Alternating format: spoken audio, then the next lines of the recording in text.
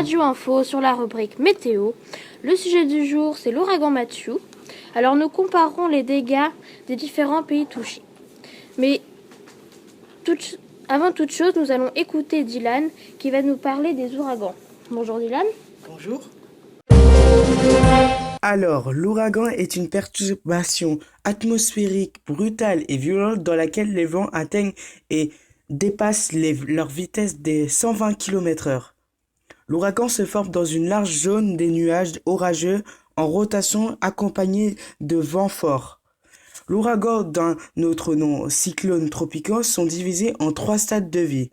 Les dépressions tropicales, qui est un système organisé des nuages d'eau et d'orage avec une circulation cyclonique fermée en surface et des vents dont la vitesse maximale est inférieure à 17 mètres par seconde, soit 63 km/h. Le deuxième stade de vie est la tempête tropicale, qui est un autre système cyclonique dont les vents ont une vitesse maximum comprise entre 17 et 33 mètres par seconde, soit entre 63 et 117 km/h. Et le troisième groupe dont le nom varie selon les régions.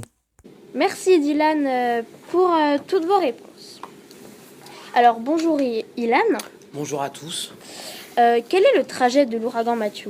Eh bien, je vais vous dire, l'ouragan Matthew s'est formé au nord des côtes sud-américaines. Puis il a longé la Jamaïque, puis il est passé entre Haïti et Cuba, où il a fait beaucoup de dégâts. Puis il a longé les États-Unis, où il a fait aussi des dégâts en Floride et en Caroline du Sud. Quand est-il apparu cet ouragan ? Eh bien, on enregistre l'ouragan le 28 septembre 2016. Et quand est-il disparu ? Le 9 octobre 2016, cher Mathis. Quel est le niveau de cet ouragan sur l'échelle de Saffir-Simpson ? Sur l'échelle de Saffir-Simpson, on est au niveau maximal. On est à 5. Merci. Le premier pays touché par l'ouragan, c'est Haïti.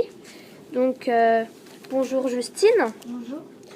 Y a-t-il eu beaucoup de dégâts humains et matériels ? Les dégâts humains sont énormes. Ils s'élèvent à 546 jusqu'à 1000 morts. Quelques disparus et beaucoup de blessés. Pouvez-vous nous en dire plus sur ce qui s'est passé à Haïti ? L'ouragan est passé dans le sud le mardi 4 octobre. Les vents soufflaient à 230 km/h, mais Haïti n'en finit pas de compter ses morts. Plus de 175 500 personnes sont hébergées dans des abris provisoires. La Grande Anse, dans le sud du pays, est le département le plus touché, avec 198 morts, 97 blessés et 99 400 personnes en abri provisoire. Haïti a commencé dimanche 9 octobre un deuil national de 3 jours, confronté à une nouvelle crise humanitaire provoquée par l'ouragan. Merci Justine. Nous allons rejoindre notre envoyé spécial Sarah et Dorina en direct de la Jamaïque. Bonjour. Bonjour. Bonjour.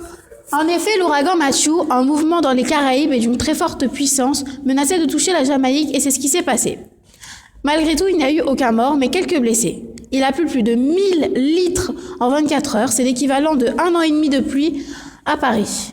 L'ouragan Matthew génère des vents en rafale allant jusqu'à 280 km/h, emporte tout sur son passage.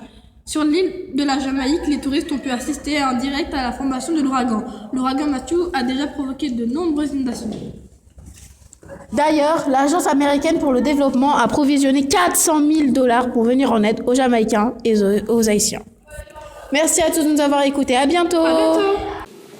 Merci pour votre reportage, Sarah et Dorine. Le pays suivant touché par l'ouragan Matthew, donc c'est Cuba. Bonjour Bastien. Bonjour Mathis. Vous êtes en contact avec Melek. Oui, si tout va bien. Que pouvez-vous nous dire sur l'ouragan Matthew à Cuba ? Alors, qu'est-ce qui s'est passé, Melek ? Oui, Aujourd'hui, j'ai essayé d'avoir des informations sur l'ouragan Matthews qui est rentré vers l'extrémité de la côte est de Cuba. Il a violemment frappé la province de Guantanamo. Il y a eu beaucoup de vent, des rivières qui ont débordé, une forte pluie et des inondations. Quels sont les dégâts causés, Melek? Ah, petit problème électrique Il au niveau. semblerait qu'il y ait un petit problème technique. Melek, Oui, excusez-moi. quels sont les dégâts causés? L'ouragan Matthews a causé beaucoup de dégâts matériels importants, des maisons qui ont été détruites, destruction des villes, des infrastructures des routes et l'électricité qui a été coupée. Avec tout cela, combien y a-t-il de blessés et de morts? Il n'y a eu aucun mort et peut-être quelques personnes blessées. Comment peut-on expliquer ce fait? Grâce à l'alerte lancée et au gouvernement qui avait prévenu le pays de l'arrivée de l'ouragan, beaucoup de personnes ont été évacuées dans des abris provisoires. À Cuba, ils ont été très organisés. Je vous remercie, Melek. Merci à vous aussi. Merci à Bastien et Melek. Le dernier endroit frappé par l'ouragan Matthew, ce sont les côtes américaines. Bonjour Taronika. Bonjour Baptiste. Alors, aux États-Unis, y a-t-il eu beaucoup de dégâts matériels et humains? Oui, il y a eu au total 36 morts aux États-Unis, dont la Floride où il y a eu 5 morts, dont 2 femmes mortes à cause d'une chute d'arbre. Une troisième a été terrassée par une crise cardiaque et un couple a succombé à des émanations de monoxyde de carbone. Les dégâts causés sont les coupures d'électricité, des vagues gigantesques qui ont été dans les rues. D'après le journal américain, il y aurait eu 1 million de personnes qui ont été privées d'électricité, des pluies battantes quasiment à l'horizontale. Le vent a soufflé jusqu'à 165 km/h. L'ouragan Matthew se trouvait à 6 h du matin près de la côte Caroline du Sud, précisément à Charleston. Voilà. Merci Taronika. C'est la fin de notre rubrique. Merci d'être fidèle à Radio Info et bonne journée.